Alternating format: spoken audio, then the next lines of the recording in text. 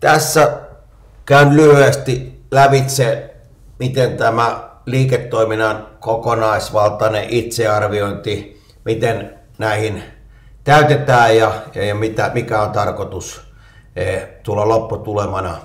Eli tässä itsearvioinnissa ensimmäisenä välilehtipohjalla on itsearviointipohja, sitten täällä on itsearvioinnin yhteenveto, mihin tulee tulokset, ja sitten on liiketoiminnan analyysi, mutta tähän osioon ei tarvitse ottaa kantaa.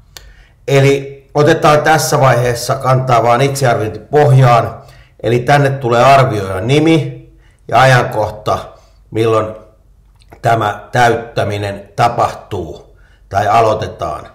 Ja tässä on nykytila suhteessa tavoitetilaa ja sitten on prioriteetti. Eli nykytilassa niin annetaan arvio 1–10. Eli esimerkiksi kun kohtaan asiakkaan tarpeen tunnistaminen, myynti, niin otetaan kantaa siitä, että mikä on nytten nykytila ja sitten mitä tavoitellaan. Et esimerkiksi jos koetaan, että se on vaikka nyt 6 ja halutaan päästä 9, niin tähän laitetaan 6 tähän 9. Ja prioriteetti 1, 2, 3.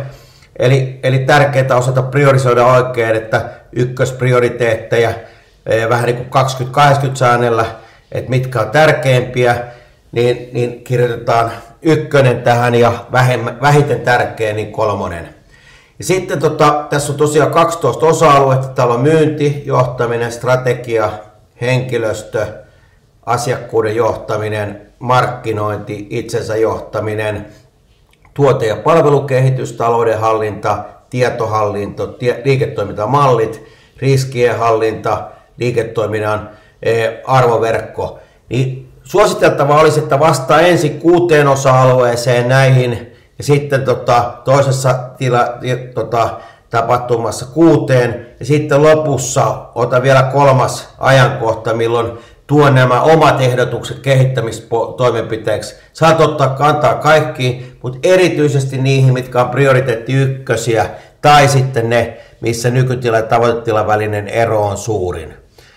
Sitten loppuraportissa tulet saamaan loppuraportin vastauksista ja siitä sitten on oma sisältö ja sieltä tulee kehittämisehdotukset ja myös sitten jatkotoimenpideehdotukset eteenpäin vietäväksi. Mut näillä ehdotuksilla eteenpäin. Kiitoksia.